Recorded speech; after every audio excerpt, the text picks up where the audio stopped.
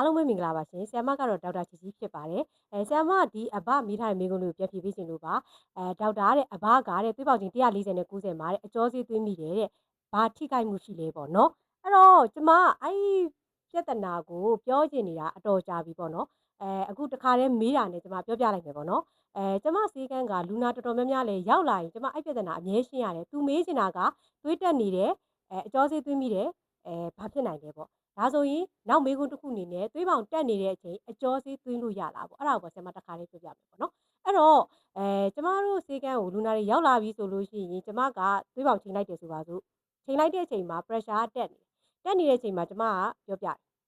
သွေးတက်နေတယ်အမ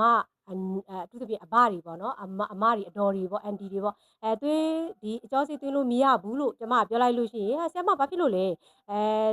သွေးပေါင်ချိန်တက်နေတယ်ဘာလို့အကျောစေးသွင်းလို့မရဘူးလားဘာဖြစ်လို့လဲကျမတို့ရဲ့သင်ခဲ့တဲ့စာတွေဒါမှမဟုတ်ရင်စာပေတွေမှာပေါ့နော်သွေးပေါင်တက်နေတဲ့အချိန်အကျောစေးသွင်းလို့မရဘူးရဲ့လို့တော့စာအုပ်ထဲမှာလည်းမပါဘူးအဲ့လိုမျိုးလည်းမရှိဘူးဒါပေမဲ့ဘာကြောင့်သွင်းနေတာလဲလို့ကျမကမေးလို့ရှိရင်သွေးတက်နေတယ်သွင်းလို့မရဘူးပြောလို့ရှိရင်နုံလို့မောလို့အကျောတွေဆရာမရဲ့ဒီခန္ဓာကိုယ်အကျောတွေညောင်းကိုက်နေလို့အဲ့ဒါမျိုးပဲကျမကိုပြောကြတယ်ပေါ့နော်အဲ့ဒါဆိုရင်ကျမတို့ဖြစ်စေချင်တာကဒီညောင်းကိုက်ရတဲ့အကြောင်းရင်းမောရတဲ့အကြောင်းရင်းဟုတ်တယ်နော်နှုံးချိရတဲ့အကြောင်းရင်းကိုရှာမယ်အခုဒါဆိုရင်လည်းသွေးတိုးနေလို့ဖြစ်နိုင်တယ်လေအဲ့တော့ကျမကသွေးတိုးလေးကို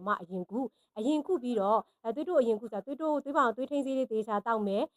ကျမတို့တစ်ပတ်တစ်ခါပြန်ခေါ်ကြည့်တယ်အဲ့လိုထိန်းပြီးသွားတဲ့အချိန်မှာထပ်ပြီးတော့နှုံးနေသေးတယ်မောနေသေးတယ်ဆိုရင်တော့တစ်မျိုးပေါ့နော်ကျမတို့သွင်းတင်လားတခြားသောယောဂတွေအကြောင်းအရာတွေလားကျမတို့စဉ်းစားမယ်နော်တချို့ကကြတော့အဲ့ဒါကိုလုံးဝလက်မခံဘူးနော်ကျမဈေးကန်းကိုလာကြတဲ့လူနာတော်တော်များများရှိရယ်နော်ဆရာမရဲ့ TikTok ပရိသတ်တွေပါဆရာမကိုအမြဲစောင့်ကြည့်နေပါတယ်ဆိုတဲ့လူနာတွေအများကြီးရှိရယ်နော်ဒီဗီဒီယိုနားထောင်ပြီးလို့ရှိရင်ဆရာမကိုသွေးတက်နေတဲ့အချိန်သွေးပေါင်ကြီးသွေးဆိုအကျောစီသွင်းလို့ရလားဘာဖြစ်လို့သွင်းလို့မရတာလဲလို့ပြန်မမေးနဲ့နော်ဒုက္ခောက်လာခဲ့နော်ဟုတ်ပြီနော်အဲ့တော့အဓိကကကျမပြောချင်တာကသွေးတက်နေတဲ့အချိန်ကဖြစ်စီတဲ့ယောဂအကြောင်းရင်း cause ကိုကျမတို့ရှာမကိုရမှာနော်အဲ့တော့ဒါဆိုဆရာမသွေးဒီပေါ့နော် pressure တက်နေတဲ့အချိန်ပေါ့နော် pressure တက်နေတဲ့အချိန်မှာအကျောတွေနှုံးချီတာရှိတတ်လားရှိတတ်တယ်ကျမတို့ဒီ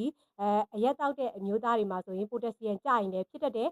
နောက်တစ်ချက်ကကျတော့ကျမတို့ဒီ thyroid disease ပေါ့လည်ပင်းကြီးပေါ့နော်လည်ပင်းကြီးယောဂါတွေမှာလည်းကျမတို့သွေးပေါင်ကြီးတက်တဲ့အချိန်မှာနှုံးတာမျိုးတွေရှိတတ်တယ်ပေါ့နော်အဓိကကျမပြောချင်တာယောဂအကြောင်းရင်းကိုသေချာရှာပါလို့ပြောချင်တာနော်နောက်တစ်ခုကစီးချိုသမားတွေလည်းနော်စီးချိုတွေရှိပြီးတော့အကျောစီးသွင်းနေတာရှိသေးတယ်အဲ့ဒါကကြတော့စီးချိုဒီအကျောစီးဆိုတာ glucose ပဲစီးချိုပိုဆိုးသွားစေမှာသွင်းလို့မရဘူးเนาะကျွန်မတခါလေးပြောတာเนาะဆရာမကတော့ US Doctor ဒါရာချီချီဖြစ်ပါတယ်သိချင်တာရှိမှန်းခဲ့ပြီးလို့ရပါတယ်ကျေးဇူးအများကြီးတင်